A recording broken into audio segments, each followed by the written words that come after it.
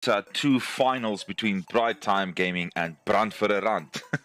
Two very interesting teams. Been hectic competition. With me tonight, my co-caster is Mr. Francois Rautenbach, also known as All Good Names Are Gone, one of our Israel players from Namibia that would have represented us internationally. Welcome, Francois. Well, thank you. It's an honor to be here. That's broadcasting good. This finals. Awesome. So, first and foremost, ladies and gentlemen, we apologize. Unfortunately, there was some technical difficulties in the first couple of games. This is a best of 5 series. If Bright Time Gaming wins, they will go to a second set of best of 3. If Brandfurerand takes the win, or BVR, if they take the win, of course, they take the tournament. So this is game number 4, technically 2 wins already on the side of BTG, and the BVR sitting on 1 win. Let's get this show on the road. Francois, what's your prediction for this next game? It's been 3 tough games. I think drafting is going to be leading up to most of who's going to win the game. I think the drafting has been tough. First game, BTG got out-drafted by a Slaughter versus a Ricky pick, so let's see what the draft holds in. Of course. Interested to see what they do. Right now we've got the coin toss going on right here. Let's see. The first priority is going to BTG and the second priority for BVR. And I think we'll have to see what is going to happen here. So the first game, BVR is not happy with the coin tosses. Yeah, no, of course they are not happy. So BVR getting the Radiant and BTG getting the first pick. So we'll go straight into this big band phase of theirs and see what happens exactly here. Right. I think for BTG picking up Dire is actually nice because attacking camps will lead for your carry to get more farm up, and it's something they play around in BTG around Freitix. Yeah. No, definitely. We seem to be having a... Yeah, okay, well, sorry. It seems that the stream seems to be missing the actual Dota game. So, there we go. Okay, we got it there. All right, so take us away, Mr. Francois. You being a little bit better in the field of Dota, take us through what your thought process is here. You can see already 2 bans on BFG's BVR side, being the Bristleback and the Abaddon. Yeah. So what's your thoughts? BTG going for the standard ban of Night Stalker Drow every game since game 1. Bara completely broken his meta. I think it's a good pick. With his charge, just such a low cooldown, and his bulldoze to get away, it's just so irritating to fight into. No, of course. Setting the lanes up nicely and just pushing it out. It's so easy for him. But you see now with BTG picking up the Spirit Breaker, what do you think BVR needs to pick up to counter that? What would you personally have picked if you could do this draft? Shadow Demon is always the best hero to just stop a Spirit Breaker. I mean, it's just, he stops his charge, he stops everything of him. You can just put him on a ball and he's away. Same with it, as soon as you go for his ult, you can just protect your player by just using your ability on him. And we see now the pickup on the Weaver. That's a nice flex pick, actually. That is a good flex pick. What do you think? Where do you think they're looking to put him now? I think it can go either way. I mean, it's nice if I have a Weaver pulse 4 saving up for Scepter. It's a nice save with his ult with the time lapse, but it can go either way. I didn't see them playing it as a carry role yet.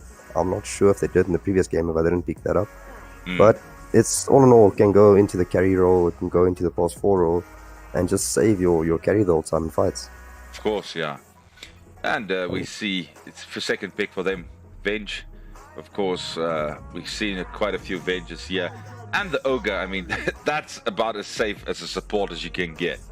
Yeah, he's got the stun, he's got the ignite, he's got the bloodlust to just buff your carry. I think that's a pick for the Spirit Breaker, no doubt. I think they'll maybe try and, if I might be right, looking at the Dusa, maybe something that needs that buff of just the Ogre's bloodlust. Just if the Dusa is farmed and he has that buff from the bloodlust, it's just not nice to fight into. Yeah, of course. And of But they got course, the Venge for the swaps out, and probably Venge going to Russia set to stay alive, even though they die. But interesting ban with the SK. Razor's ban, that's probably a respect ban from the previous game. no, it's Such a broken hero as well. It's interesting to me, see, as you said earlier, the meta players and so on. Some of them immediately going for those champs we know is currently strong in the meta. Also, some pretty interesting bans here coming with the Razor and the what do you call it? Prophet. The Death Prophet, yeah. Yes. And then other side we got Sand Death King and Centaur. It's some of these things really strong. Some of these things a combination of strong picks and personal favorites, I think. I think it's also evolving around team fights. The Mars is out as well. It's just such a controlling hero with his ult. I mean, if you're trapped in his ult, it's just nowhere out unless you have BKB. Yes. So good ban. I think it's quite. I think the was you that played it in a previous game. I think in game 1 or 2, and you played it quite well. So I think they're just getting the heroes out that the opposite players just play. I mean, the Lina is also a previous game. Lina Razor was together in that one match, and it was just after the few minutes and after the farm was up, it was just a downward trend for BVR. But still a few picks available left here, and can be interesting. Yeah, no, I think it's going to be interesting here. I also see the Mars being banned, and now I think we're going for the second pick phase for the side of BFR. What do you think? That Weaver being a flex pick. At what point do you think will we know where it goes? I think they won't play the Weaver safe lane with the Butter there, because as soon as the Butter charge, you still have vision on the Weaver. So it's a bit of a tricky one. I think they might just go for the offlane right now, if I'm not mistaken. I think that might be your pause 4 and 5 that they've picked already. But with FICO on the draft, anything can change at any moment. So thinking quite hard about this pick. I think it's a vital pick, because after this, BTG has 2 picks available. So taking your time and thinking quite thoroughly about this pick. Yeah, no, it's definitely nerve-wracking to see what they're gonna pick. It's sometimes it's interesting. You can't really see the or hear the conversations, but but based upon what you see and what goes on, you can just guess. That is a Ursa pick. Yeah, then that Weaver will definitely go into pause 4, just buffing that Ursa, just saving him in team fights, making him go longer miles. And it's one of Otopi's best played heroes. It's one of his most played heroes, if I'm not mistaken. I've seen it in a lot of tournaments where he plays Ursa, so it's going to be an interesting one. I think the Weaver might just go into boss 4, just get a Spirit Vessel up and then rush his Scepter, and then save the Ursa as they go. Same with the Venge. I think they're just building this team around the Ursa at the moment, just trying to save him and keep him alive as long as they can. That is interesting. Got some more bans. Definitely. I don't know if that's a comfort ban or a pick from someone that they banned there, but always a very strong champ. That getting Lina out of the way. It's Lina, right? Yes, Goodness, Lina's I out need of the to way. remember my stuff. Yes, because Tinker Enjoy played Lina in the previous game with Freitix on Razor, and it was, I can see him play. He's played a lot of Lina because he knows that hero through and through, and he caused a lot of. I must say it was quite tough for FICO in mid lane, because the Lina was actually going the mile with him, and it's just such a nice hero to disable as well. You've got your stun, you've got your fire blast, which also does a lot of damage, and then your Laguna Blade for anyone that, like a Ursa that goes until a bit late. Oh, the Winter Wyvern pick, that's also nice for a team fight. He's ult, just drawing everyone close to the hero he wants to put his ult on, and just a nice heal as well. Only in his heal you can only take magic damage, so a lot of physical damage from BVR, and so the Winter is quite a nice pick. This does seem to be a pretty interesting lineup, and while we're still in in the pick ban phase, I also need to get my another nice pick up there with the Tinker, also nice for team fights. with his Dream Coil, just keeping people in place unless you get your BKB up. And you can also throw in there with his ult, you can just swap with Venge as well, and he breaks the coil and also takes some damage and being stunned. So it's going to be interesting to fight this. I think so as well, but the Quap being, throughout this tournament earlier this year, not just the NamLAN, being a very prevalent hero, and normally it's one of those 50-50 things. I've either seen it completely destroy teams or completely just, being a non-impact in a game. But definitely, if you got someone like FICO or Freightix or even, some one of those guys on these things, it's dangerous right now. FICO on the opposite end, he's definitely going for Puck mid. So yeah, it's again another thing of I've seen Puck in dead offlane. So, but I'm like 90% sure it will be Puck mid lane, and they still need an offlane here because I see them banning Tide and Slaughter. So BTG also in with them going for the offlane as last pick. And you just see the Riki as well, another respect ban. Freightix plays that hero a lot. I've seen it a lot in tournaments, and it's one of his comfort heroes. It's one of his go-to heroes. Yeah, and Tide under Slark going as well. Definitely. Yeah, the Slaughter out, it's very, I think it was you also played that in the first match, and he just ran over. I knew it's going to be the deuce after Ogre's been picked. It's just, the Bloodlust just fast him so nice.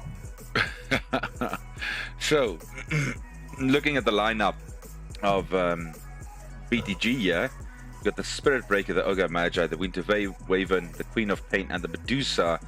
And on the side of BVR, so far we've got the Weaver, the Venge, the Usha, the Puck, and we're going to see their last pick now. And yeah, pretty solid side.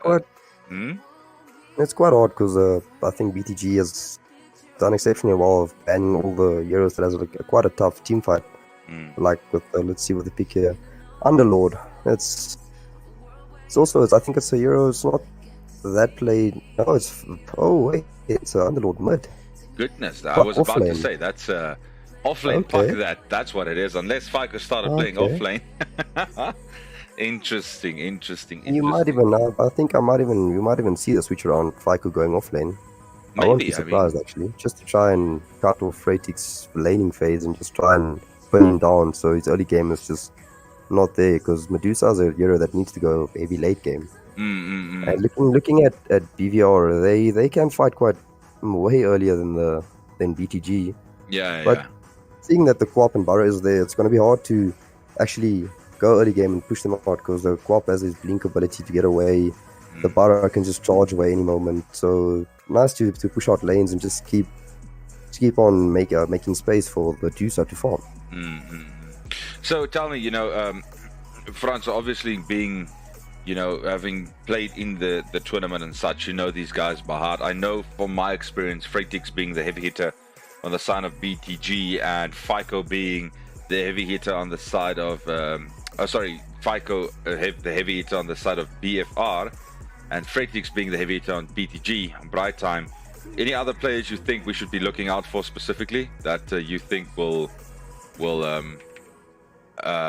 impact this game as much as them?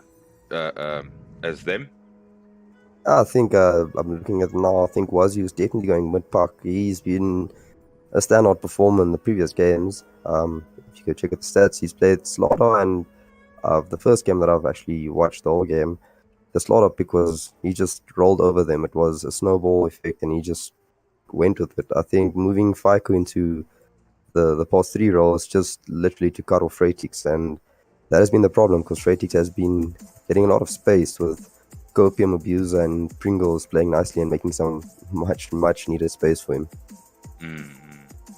I hear what you're saying. We'll have to see what happens here. This game, Paul's call, most likely. I think it's the Obugla's AFK or just struggling with lag, maybe. Most likely.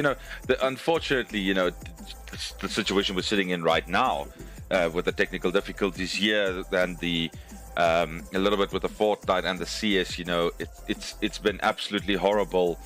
This, I love the rain. Not gonna complain about it, but at the same time, it messes a bit with the internet. It does. It's it's nice and all, but sometimes if you want to play games, you don't want to struggle with the lag and packet loss and all that, but you can't complain if it's raining, so... Yeah, of course. I mean, it's just disrespectful. One of those catch-22s. Exactly.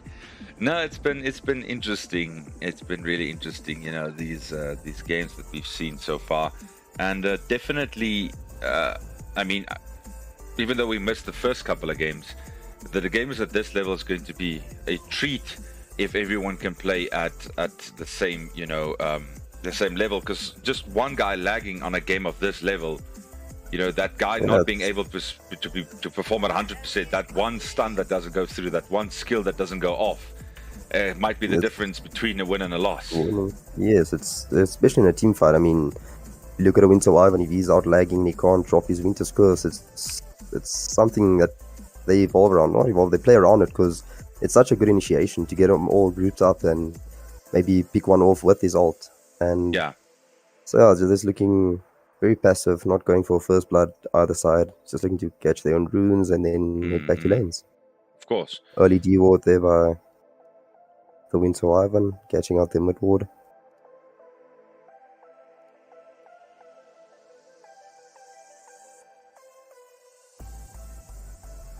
Yeah, so the Weaver's going post 4 is like a bit earlier, is going for his Spirit Vessel, and then most probably he'll rush his Scepter off that. And it was a swap then, because we can see the puck going mid. Yep.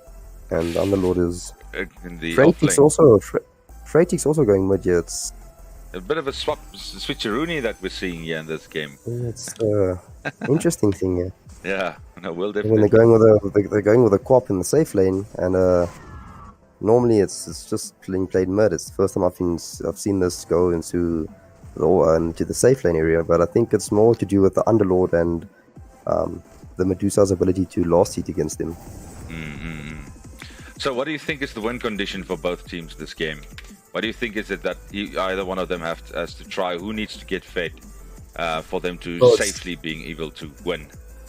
If you want to go to BTG side, it's definitely going to be the Dusa.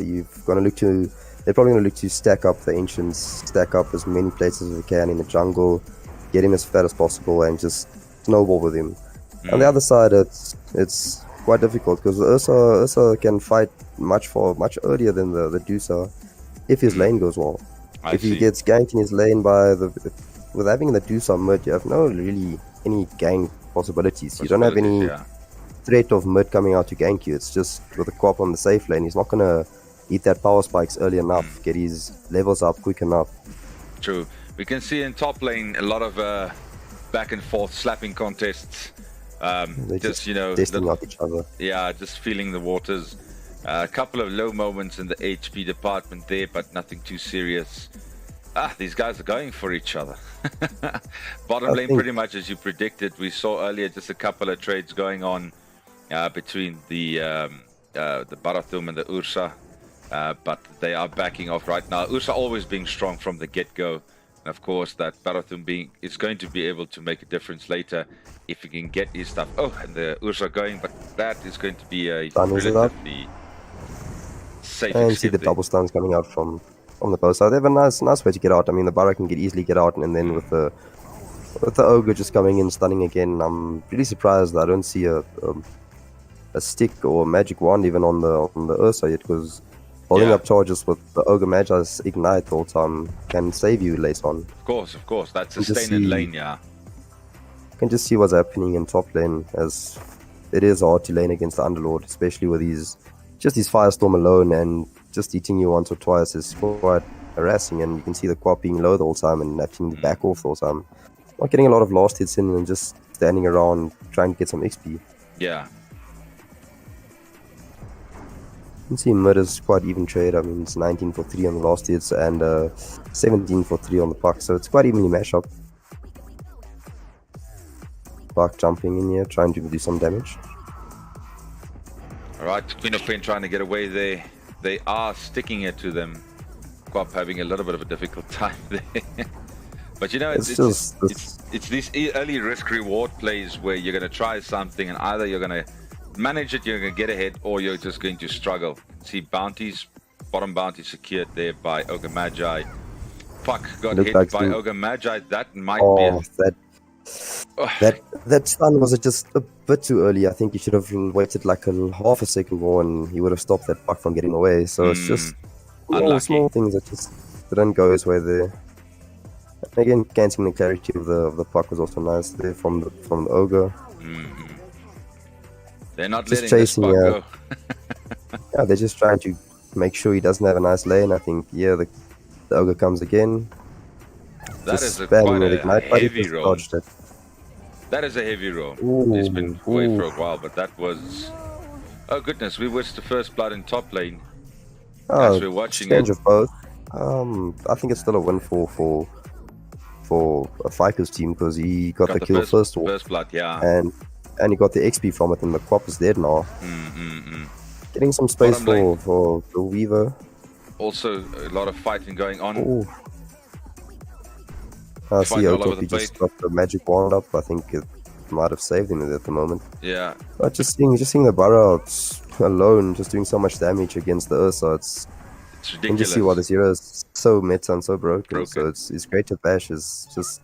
Puck feels like almost in danger again. As the pulse comes through. I don't know if Puck had a little bit of a problem there. But, goodness, not looking very good for that Puck. Might be interesting. He's still got the Rift available, so he can dodge for one more hit, but no Snake available by Freighty, so... Yeah, he's going to get away safely, but... The fight might get out just maybe. I think he's 2 hits away from dying, but eating up, you also got that ability to miss, so... See the Ogre Magi moving back bot. Now we can see, if we look at the farm currently, Deuce is sitting at the top, followed by Fiko, then the Ursa, then the Puck.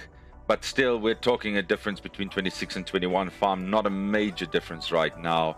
If we look at the net worth, still... The first blood just count on Fiko's hand. Exactly, He's got a bit more money from it, but still, evenly matched game. There's not even more than 1k lead. I think the Quap is falling a bit slowly but steadily behind. I think it's late in the game. It's gonna prove to be costly. I don't know why they went for the switch.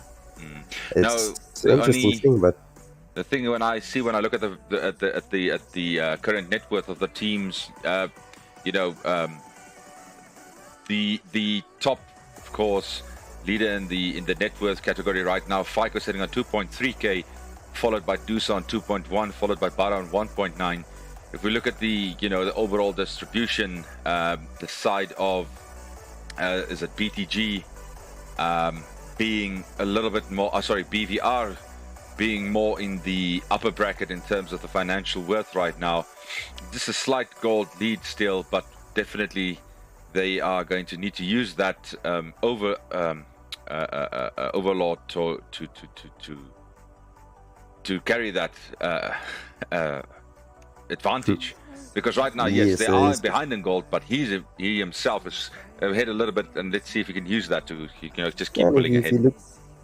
If you look at the OD of the Underlord, he's just making sure the Quap doesn't get anything out of lane, and it's something that's going to prove costly, I think, because with the Weaver just running with his ability, just going inverse and running through the Quap the whole time, it's a little damage all the whole time. It mounts to a lot later on, and you can see the Winter Wyvern not getting the pulls off that he wants, and it's proving costly because the lane equilibrium is favoring Fiko at the moment, and with his Firestorm ability and now his bit of Malice, he can just keep the Queen of Pain in place. Queen of Pain also doesn't have his blink yet, so no escape if they can actually pin him down somewhere. And we also see if we also look at some other stats right now, Puck sitting on the top of the XP per minute, followed by the Dusa. Obviously, your mid lanes, since they don't share as much XP, they get a lot more XP. But right now, that's more in the favor of the Puck, even though his HP is not looking very good. Made it out so close. That was close.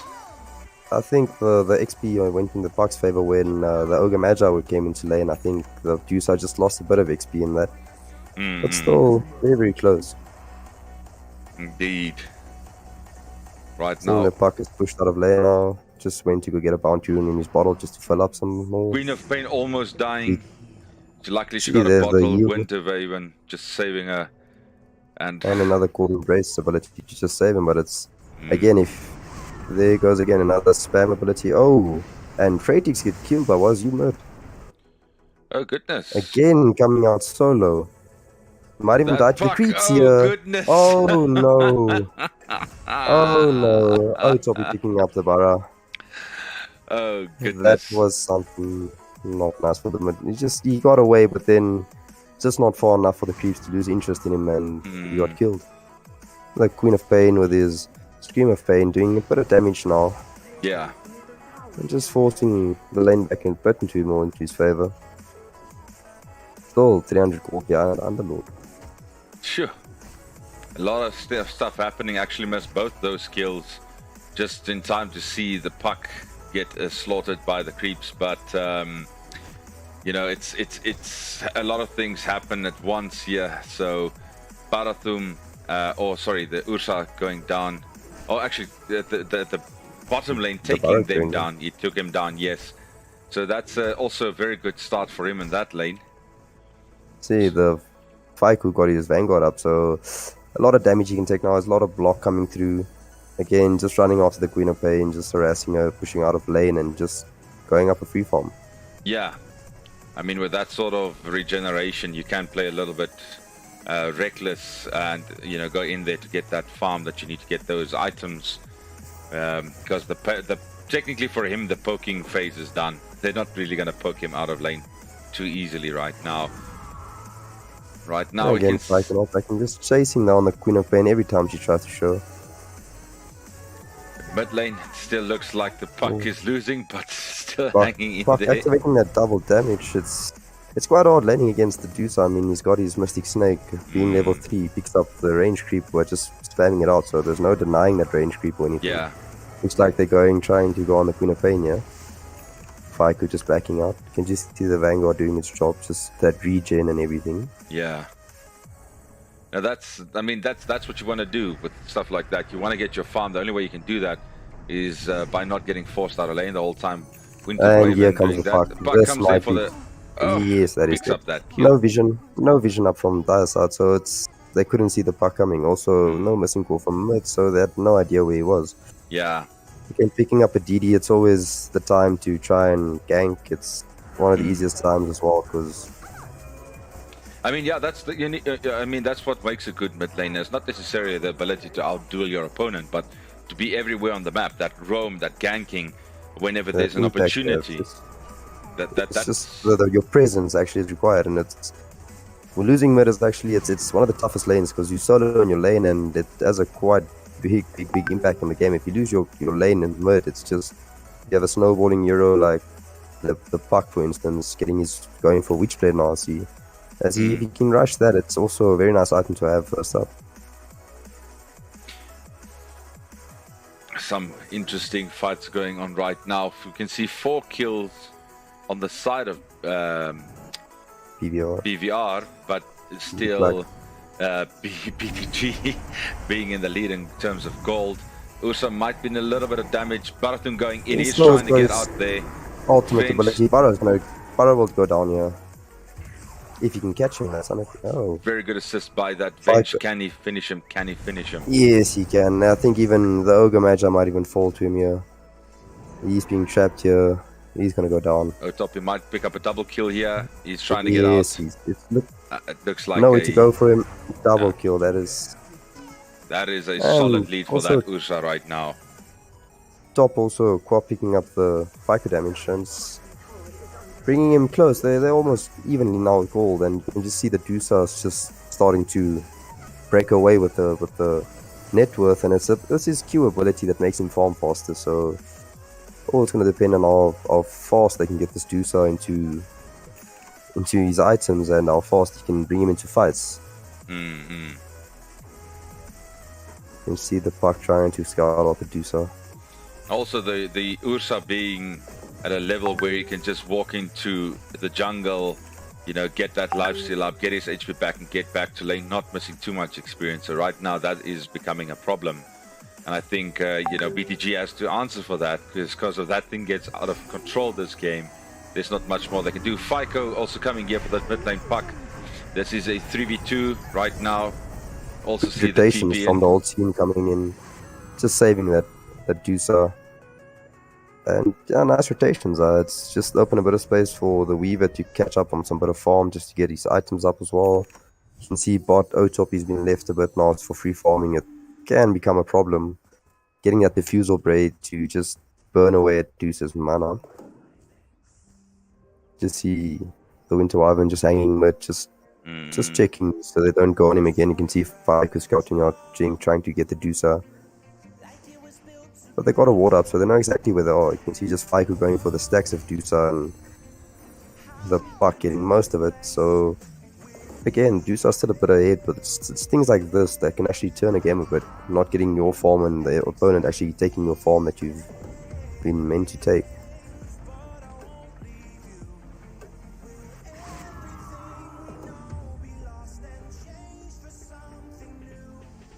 Pop is still struggling a bit to stay at the top with the net worth. You can see Faiko going on Deucer here, Burrow charging in. It's not looking good for the Deucer. You can see the Puck is also trying to get in.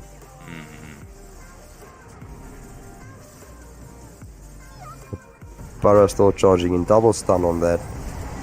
Very nice, very nice. Very quick. You can see. I mean, I can see now why you're saying, you know, the Barathum is currently out of control. He came in there, and that's a lot of damage he just spat out there quite quickly.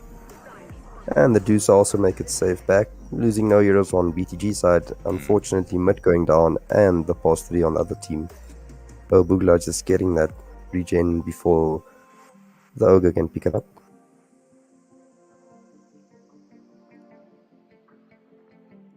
Some needed space for the Quap to try and catch up on some farm.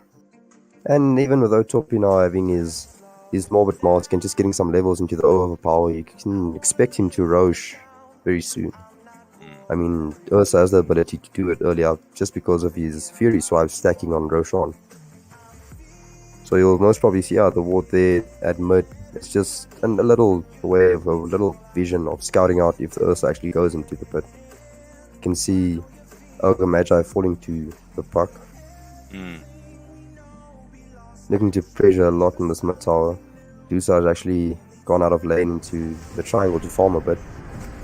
Yeah, I mean, comes in. I've been watching this Barathum now. Is really picking his fights carefully. But I mean, he knows he does a lot of damage. He just needs someone to be out of position slightly, and that little bit of CC that goes with him, you know, just ensures a lot more kills for him. Barathum currently charging on that Puck. Puck is a little bit in trouble. Pops the ultimate. Can they get out? Weaver comes in. Weaver trying to get the pop on this Burrow. Might even play with his life. He does. Barathum taking out the Weaver and Puck getting the kill there. The defensive stone gaze coming out from the Deucer just to chase them out of the way. Both teams got evenly trading going on. It's just a bit of favor into the BVR because there's not a lot of pressure being placed on this Ursa. It's got quite a free game. You can see matching the Deucer net worth, and it's something you don't want to see because you want the Deucer to be far ahead. And he's not being allowed that space to just free farm and get his items up.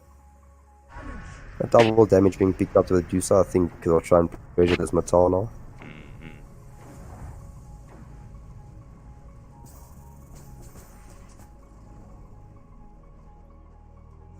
Actually, he does not go for the Matal, he actually just backs out.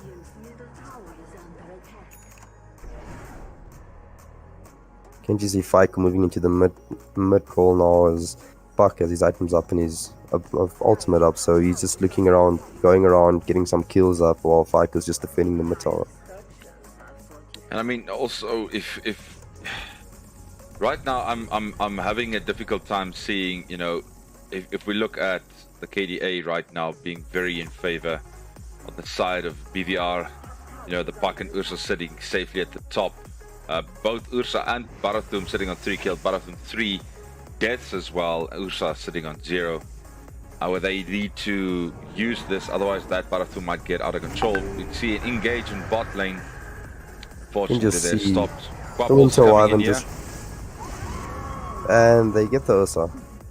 Quite some good money for the Quap as well, taking 370 back, pushing his net worth up a little bit.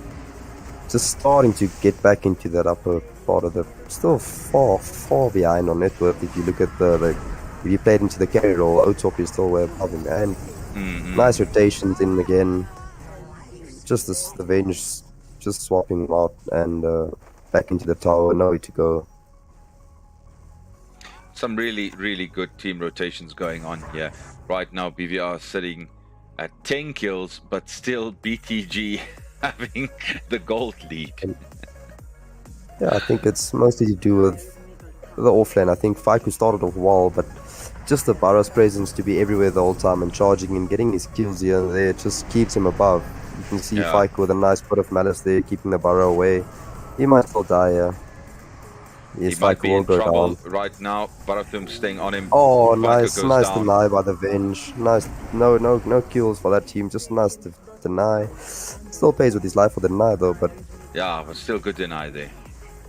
Right now they need to answer for this Barathum and they need it fast. You can just see him picking up the Shadow Blade now. Now you won't even be able to scout him out with the ward if he's charging you. So it's at this time where the Barrow is actually going to start to move around a lot, and I think he might even finish his silver set right now. And just that break, it will be very, very tough on the Underlord.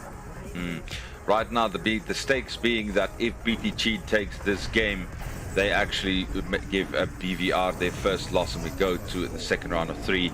Right now we can see Barathum fighting very strong.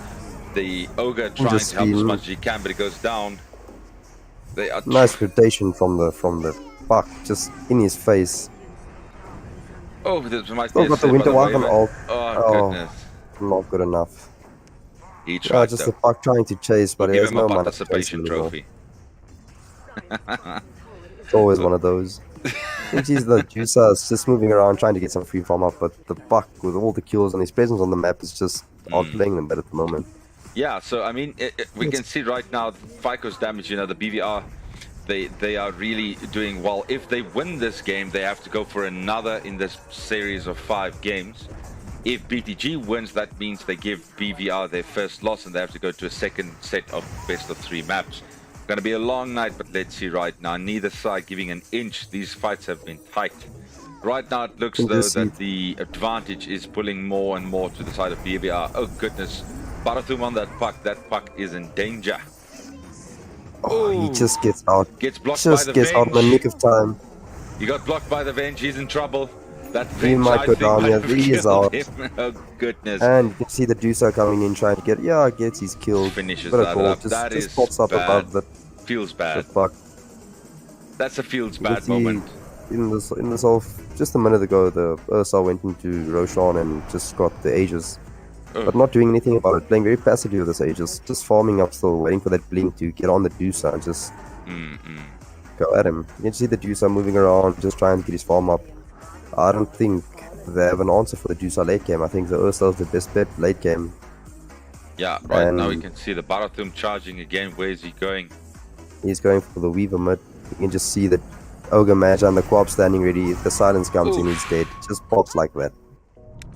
We might just see BTG taking this victory and us going to a second set of 3 games if BVR does not stop him. But as you said, on the Puck still being a very strong contender, the Ursa still being a very strong contender, so I'm not going to call this game just yet.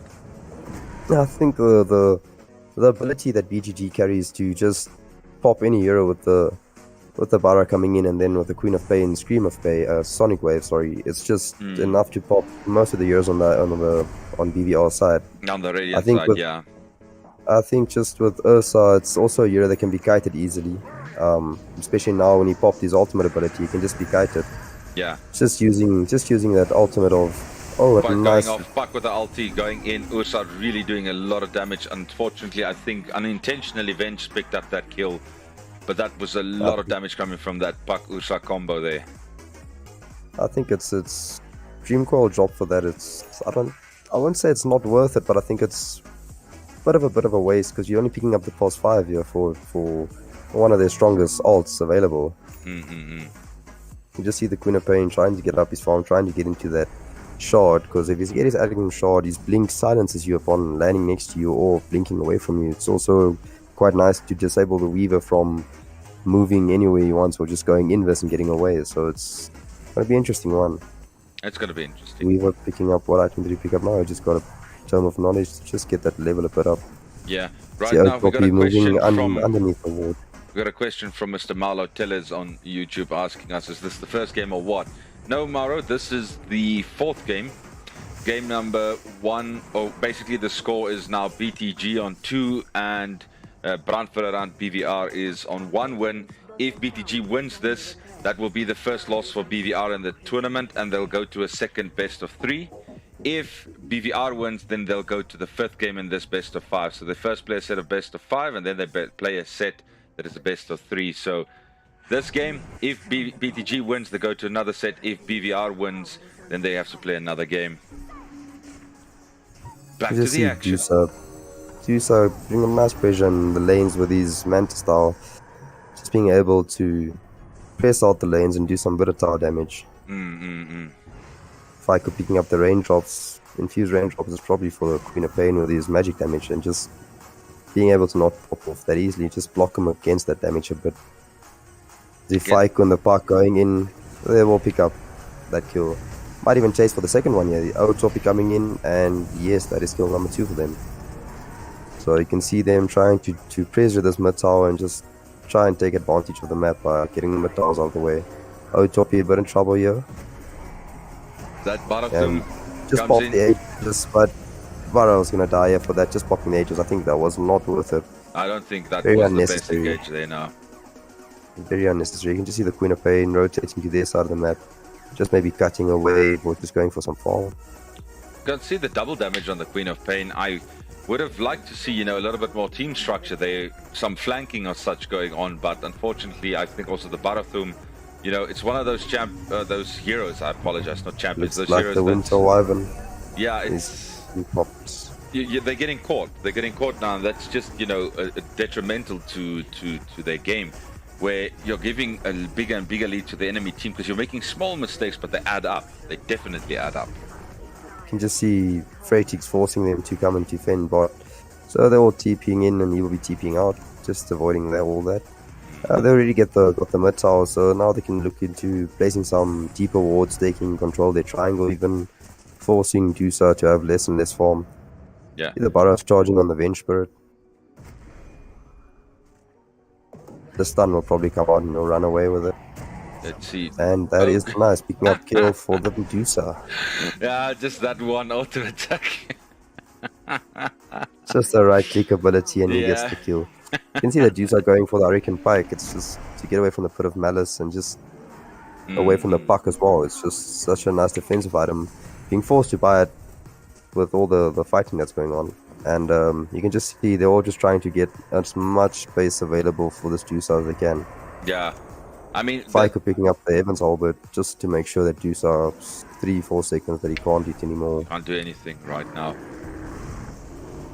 Looks like the Ogre Mage is going to die. Got caught again. They're getting caught so much right now, and they're going to pay for it. I can just see the wards available on the map. It's not a lot of vision that's going on in the Dire side, but on the Radiant side, they've got the one ward protecting their jungle for farm, and then they have another ward just to see where they are farming. Yeah. And being able to see a little bit into their jungle, blocking the one camp for the Dusa as well, and you can see the Weaver planting another ward for more vision. They're just trying to move into the jungle and deny the Dusa of any more farm. You can just see the Bara doing what he was meant to do, just pushing out a lane and then charging again to a different lane, picking up some farm along the way.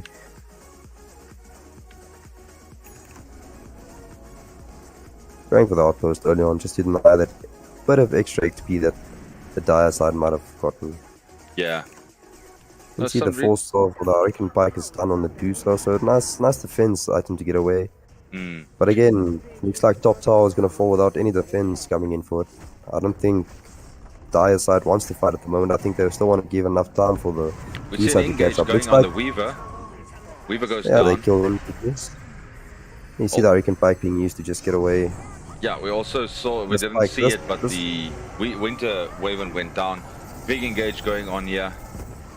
You just see the Evans Albert just making a storm, Dusa not being able to eat anything. But I think Fyko might even still go down here. Just that scouty bit of slow. He just might have, he's going to get away with this Pit of Malice. Oh goodness, that Fyko goes down. Puck still being here, trying his best Oh, to Puck. help there. Puck is out, Puck is out. He got away. It's just Yeah, he's out. that phase shift with his illusory orb is just so easy to get out with the blink as well. It's just good fight all in all for BTG. Creating a lot of space now for Deuce. Just get a bit of more farm up and just try and get that items up earlier so he doesn't have necessarily to go into the late game. You can see the early game pressure taking its toll from the Radiant side, pushing 2 tier 2 towers already and no response from the Dire side yet. Top tower still standing on the tier 1. And they're right into Roche, but 2 still dead. They're just trying to get this Roche with a shard. And I don't think Radiant knows that Dire side is taking Roche on at the moment.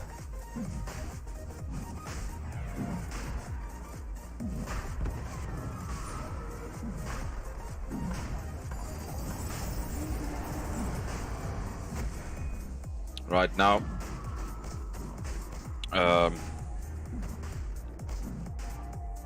definitely, you know, They're probably gonna need to this is going try and to take be the fight, though. difficult for them to come back from. This is going to be a hard one with the Aegis on the Deuce. I think they'll try and look to push something now, go for a tier 2. Just put some pressure on using the Aegis to full advantage. I think the Deuce is quite formed well enough to actually start getting involved in fights. You can just see him lining up that Crystallis for a bit more damage. Looks like they're trying to bait with the Deuce mode. Everyone just standing around him, trying to go on the Deuce and then just coming from the side. Yeah, I mean, if we jump between the vision of both teams, it's really limited what they can see. So both sides being very unaware of the other. Yeah, also being very careful here, because I think at this point in the game, you know, it's very close to the actual late game, with most people having a lot of items online already. Yeah, you know, a lost fight can mean the game. Yeah, in Dota normally if you lose 2 fights in a row, you're bound to lose the game. So I think trying to catch out top here is being caught out. Will they be able to go collapse on him? They're still chasing, pops his BKB and runs away. He might get out here. Looking to turn actually. And looks like the Winter Wyvern's gonna die. Winter Wyvern goes down, still a lot of fighting going on. Puck there at the backline on the quab. Fico trying to get in there as well, but Freitix is popping out a lot of damage, but he is tanky. I mean, Fico's taking a lot of damage here, trying to control it. And the Ogre Magi also getting in there, trying to control it, while we can see Freitix trying to go for softer targets, because that Lord is just so tanky right now. So tanky. Ursa is in trouble. Here. Oh goodness, he does. Just falls. I think the Baron might fall as well to that Spirit Vessel. Yes, he will go down. Oh, Bugla just chasing around after him. Still, Freitix is still alive, and the Aegis. It's just they can't ban fight him with that. Skadi is just backing out some damage and being so tanky. Goodness, what is this? That took forever to accomplish.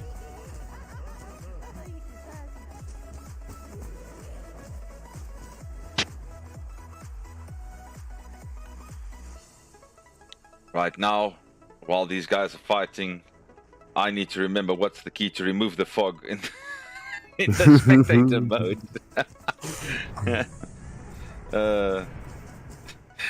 Because now I went and said, let's look at the vision. And no, I can't revert Can it. just see one side at the moment. So chat, if you guys know how to remove the fog in the spectator's view, let me know. Let me know.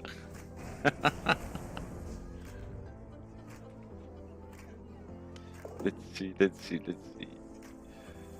Just very passive at the moment. I think the Radiants are just waiting for that Aegis to pop off. And on Dire side, they won't actually mind it. They'll look to get the Queen of Pain some more farm. Yeah, definitely.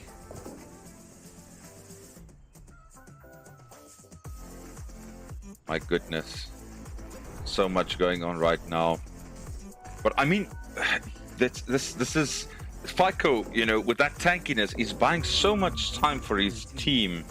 I mean, it must be frustrating in terms of, you know, getting in there, bringing that tankiness to the table, and then just seeing that the damage is not going out from your side, because you can't do that yourself. can also see him picking up going for the Lotus Orb here, just to try and counter that Ogre Magi stun and his Ignite, as well as the Shadow Strike from the Quap, and as well the Winter's Curse. So having that item up, we can put it on the Ursa for him to charge in and not... Oh, nice Scream of Pain right there. Sonic Wave, sorry. But still nothing coming from it. Both teams just look to back off. Fratix just stand back and just put some pressure onto the tower. They've got 40 seconds on this Aegis left. It's something the enemy team will be looking at and just maybe going for a smoke play after the Aegis is gone.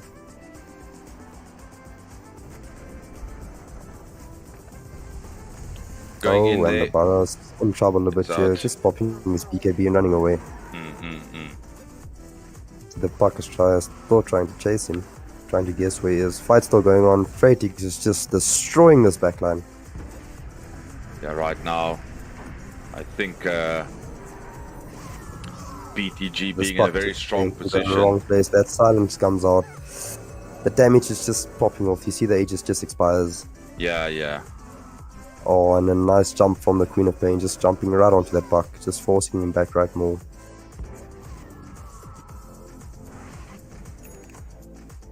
Just see the dudes are going bot where the space is and just trying to farm up, sending his illusions to perform the wave, and he's going straight to the triangle. Underlord probably realizes that and trying to go scout out where he might be, or just trying to look to push a bit of the lane. Yes, you can just see him dropping his Firestorm and just pushing out the lane. And they're trying to go on him here. He's popping his ultimate. He'll get out, I believe he is. Just disarms the Dusa and gets out. The snake is still coming. It might even kill him here. Whether that's snake or... Oh, and it just pops him. He Ah. just drops that snake right before he TPs. It's just... He didn't TP to base. I don't know why he didn't TP to base. Just TP to the mid tower, tier 2 towers. Should have just gone back to base. Let's quickly look at the stats right now. That game. Puck sitting on 12.46 KDA. Baratum following on 8.77. Queen of Pain 6.58. Goodness, these guys are tight. But we'll need to see what happens right now. I just think that 8,000 gold net worth lead on the Dusa is just now proving it is very vital. Yes. I mean, swapping him in, it's probably not the best thing to do with his ult up. He's just gonna pop the backline. Yeah. And just continuing to put some pressure up, and the Puck falls as well. Right Otop now it looks coming like in. BTG's gonna take this. Might even fall right here. Goodness. See the buyback from Benj. Oh, Bugla's gonna fall. This looks like... might take a Raxon back and might even go for more. Depends what's the buyback. At this point in time, it looks like BTG's really going to, put this victory in the bag, and we'll have to go for that next set of 3 games. But it's been an awesome Realizing game. the Puck has no buyback, it's just... These are coming forward, just applying more pressure. Yeah, I think they're definitely going to go for the end here. No buyback on the Puck, he's still out for 50 seconds. I mean, kill the Ursa now, and so you can't sort of defend against this. This is GG. Fight with them still holding on. I think they won't call the GG just for in case they can still bring something back, but... Yeah. And there the GG is called. It's been a one-way street, I think. The Dusa just got left alone. They didn't gank him enough. They didn't put enough pressure on him, and it's just... His lead on net worth is just proving vital at the end here. All right. So, well done to BTG there for taking that victory. This means right now that is the first loss in this tournament for the side of BVR. That means they'll have to go for a second set of games, which then now resets the scores. So we'll need to see what happens. I mean, that was interesting. It was really, really, really interesting to see that game. I think BVR started off well in that game, and I think they didn't capitalize enough. I think the Puck made some good rotations, and as well with the Underlord doing very well in his lane, I think they didn't snowball into it. I think it's something they should have worked on knowing Faiku knows Fratix. They should have known they're going to stack the engines a lot, maybe block off that camp, just deny him that extra bit of farm. You can see he's on 29,000 net worth of the game, basically 30,000, and the closest to him on the enemy side was Puck on 18. So it's literally, they just got that Dusa up nicely online, very quick. I mean, it's a 30 minutes into the game, 34 minutes into the game, it's 30,000 net worth. It's something you want if you're the carrier of that team, but if you're on the enemy side, it's not something you like to see. Yeah. No, it's definitely... I mean, you sometimes you get into that situation. It's not that you mean to be there, but there's so much happening, and then the moment you come to your senses and you take a look at the map and you realize like, oh no, something went wrong here, and we didn't pay enough attention and fix it, and now we've got a problem. But I just think when BVR was in control, the BTG was fighting without the Dusa all the time, and just they were creating space for the Dusa just farm up and just come in late on, and then we're having a 5v5 fight now is different because you got the ult of the Dusa, it's controlling the fight. You have to back out of the fight, otherwise you'll be stunned for a while, and just the damage also coming out with it after you got his Crystallis is just proving to be the tipping point for them. Yeah, so definitely think we might see a ban on the Dusa in the next game to come. Right now they have to go for that second set of 3 games. It's it's going to be interesting to see what happens here. Right now the pressure's on for Brandtvereniging as well, because right now it's going to a place where they had a comfortable lead. They did not lose anything yet. Right now they lost something, and now they have to say, okay, game time's over. Now we're playing for the same stakes. I think BTG is a bit of the momentum behind them, but even that Brandtvereniging was the team that knocked out BTG into the lower bracket, so anything can still happen in this best of 3. I think the drafting was, the last match draft was okay. I just think the Dusa is just such a broken Euro. If he gets to late game, it's not a lot of Euros that can actually stop that Euro.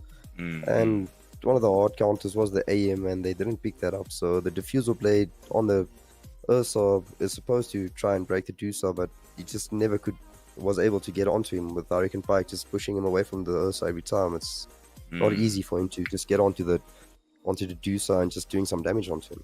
Yeah, no, it's a difficult scenario if you're like I said, if there's a carry at that point like the Dusa that is so strong that even if your damage dealers get onto them, they can't really do much. At that point, it's pretty much over. They still had some, they still had the Ursa and such that could maybe try something, but I think that 8k gold lead, I mean, what do you want to do at that point? You're 3 items or 2 items behind. He's already got a strong team. He's got a solid lead in levels. It's just very difficult to do anything at that point.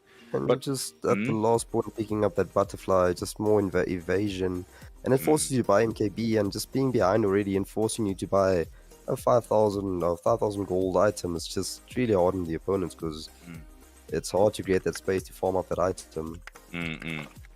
Yeah, so right now, going for that second set of 3 games.